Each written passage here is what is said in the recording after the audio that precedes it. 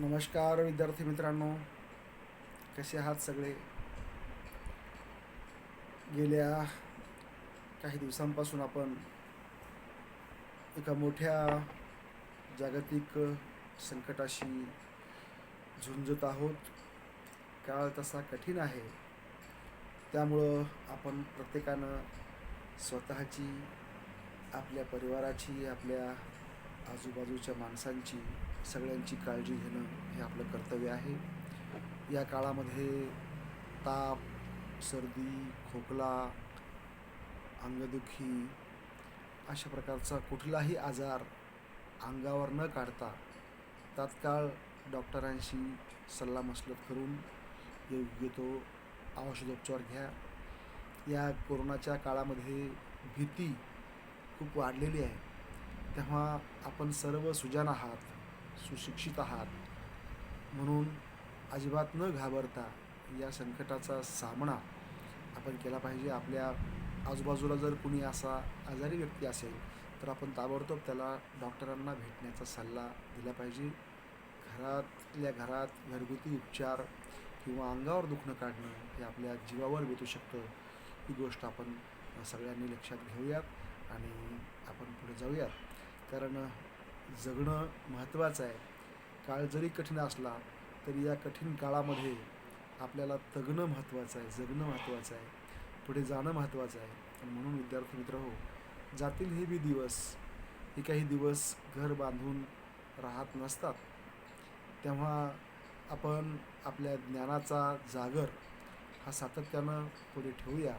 आपल्या महाविद्यालयाचे प्राचार्य सन्माननीय डॉक्टर वसंत बिरादार सर यांच्या संकल्पनेतून आपण हा ऑनलाईन व्हर्च्युअल तास सुरू केलेला आहे आणि त्या माध्यमातून आपण एकमेकांशी संवाद करत आहोत. हा संवादाचा जो काही सेतू आहे तो असाच आपण पुढे चालू ठेवूया. तर विद्यार्थी मित्र हो, आज BA प्रथम वर्ष सत्र क्रमांक 2 आपण सुरुवात करत आहोत. या दुसऱ्या सत्रामध्ये जो आपला अभ्यासक्रम आहे त्या अभ्यासक्रमाची अगदी थोडक्यात तोंड ओळख आज आपण या तासाला करणार आहोत. मी आपल्या सर्वांना विनंती करेन की आपण सर्वांनी माझं यूट्यूब चॅनल हे आपण सबस्क्राईब करावं आणि जेवढे काही तास या यूट्यूब चॅनलवर होतील ते आपण मन लावून, ध्यान लावून, लक्षपूर्वक ऐकावेत आणि त्यासंबंधी काही आपल्या मनामध्ये शंका असतील, प्रश्न असतील तर ते मला आपण फोनद्वारे विचारावेत. तर आपण बघूयात, सुरुवात करूयात आजच्या या तासाला. आज आपण अभ्यासक्रम लिहून घेऊयात. तर तुम्ही सर्व तयार आहात? अभ्यासक्रम आपल्याला लिहायचा आहे. या अभ्यास पत्रिकेचं नाव आहे आधुनिक मराठी कविता. आधुनिक मराठी कविता ही अभ्यासपत्रिका क्रमांक 4 आहे. सत्र दुसरं आहे आपलं आणि या दुसऱ्या सत्रामध्ये ऐच्छिक मराठीची ही चौथी अभ्यासपत्रिका.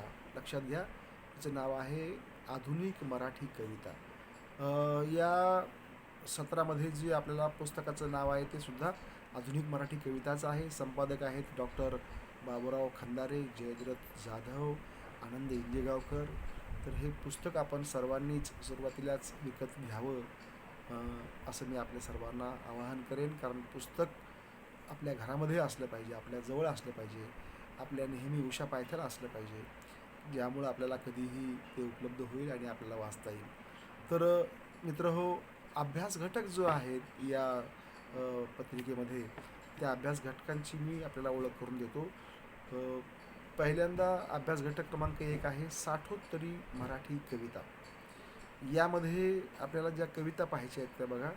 एक आहे कुणाच्या खांद्यावर. हो, कुणाच्या खांद्यावर कुणाचे ओझे, ही आपण गाजलेलं गाणं आपण ऐकलं असेल. आरती प्रभू म्हणजेच चित्र्यम खानोलकर यांचं हे गाणं आहे, कुणाच्या खांद्यावर. ही कविता आपल्याला अभ्यासायची आहे. दुसरी कविता आहे दान या नावाची आणि कवी आहेत ग्रेस. ग्रेस यांची ही कविता आपल्याला अभ्यासायची आहे. दान या नावाची. ग्रेस माणिक गोडघाटे उर्फ ग्रेस आपल्याला माहीत आहे. एक गूढ कवी म्हणून त्यांची ख्याती आहे. असे कवी ग्रेस यांची ही कविता रचना दान या नावाची आपण अभ्यासणार आहोत. तिसरी कविता अतिशय महत्त्वाची आहे. दुःखाचा अंकुश असो सदा मनावर या नावाची ही कविता. कवी आहेत भालचंद्र नेमाडे.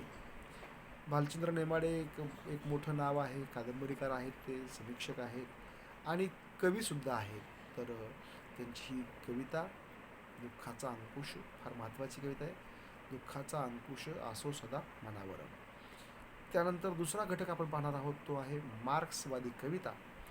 यामध्ये शरदचंद्र मुक्तिबोध हे जे थोर मार्क्सवादी कवी आहेत, गजानन माधव मुक्तिबोध आणि शरदचंद्र मुक्तिबोध हे दोन भाऊ, या दोघांनीही मराठी हिंदी साहित्याला फार मोठं योगदान दिलेलं आहे.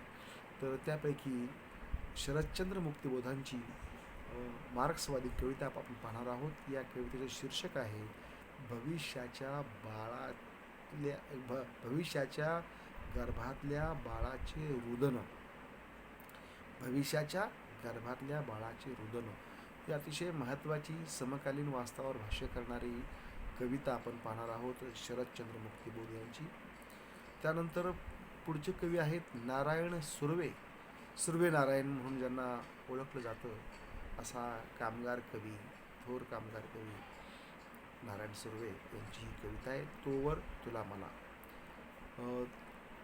आपल्या सखीशी, आपल्या प्रियशीशी, पत्नीशी केलेला हा संवाद फार सुंदर अशी कविता आहे. तोवर तुला मला लढावंच लागेल, झगडावंच लागेल, अशा प्रकारचे आशावाद व्यक्त करणारी ही कविता आहे तोवर तुला मला.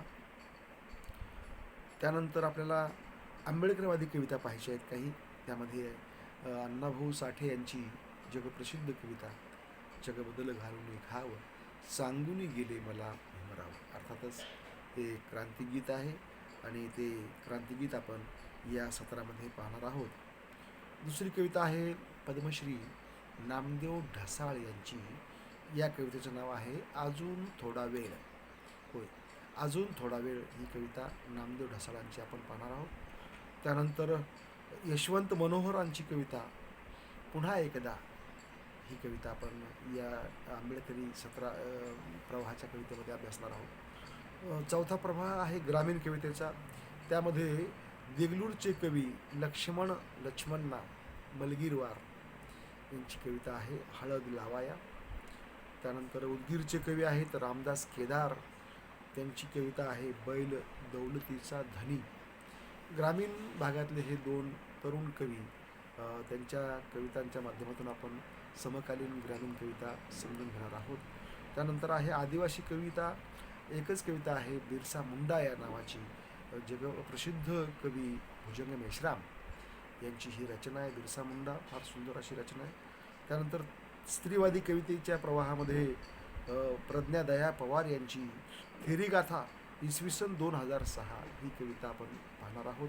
आणि नव्या दमाची कवयित्री सारिका उबाळे परळकर यांचा शिरसनाता हा काव्यसंग्रह प्रसिद्ध आहे आणि त्यातलीच एक निस्नात नावाची कविता आपण अभ्यासणार आहोत. त्यानंतर मुस्लिम मराठी कविता हा जो एक प्रवाह आहे मराठी साहित्यामध्ये, त्यातली असे कसे म्हणता येईल ही म शहाजिंदे यांची ही कविता आपल्याला पाहायची आहे. फार महत्त्वाची कवी आहेत म शहाजिंदे.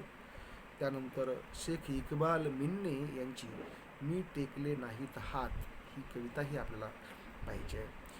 जागतिकीकरणानंतरच्या कविता आपल्याला पाहायच्या. त्यामध्ये एक अर्थयुद्ध ही अरुण काळे यांची कविता आहे. याबरोबरच निवडक काही काव्यप्रकार आपण पाहणार आहोत. त्यामध्ये प्रेम म्हणजे बोलगाणी या प्रकारातली कविता आहे मंगेश पाडगावकरांची. यलगार ही गझल आहे सुरेश भटांची. 3 हायकू आहेत प्रभाकर साळेगावकरांचे. आणि पुण्यश्लोक अहिल्याबाई होळकर हे गीत आहे शैल नाईक यांचं. आणि शेवटी आहे 21वी कविता झाडबाबा ही संजय वाघ यांची बालकविता आहे. तर अशा प्रकारे या सत्रामध्ये हा अभ्यासक्रम तुम्ही नीटपणे लिहून घेतला असेल. लिहून घ्या, समजून घ्या. वहीच्या पहिल्या पानावर हा अभ्यासक्रम असू द्या आणि त्याप्रमाणे आपल्याला एक कवितांचा आपण अभ्यास उद्यापासून करणार आहोत. तुर्तास एवढंच. धन्यवाद.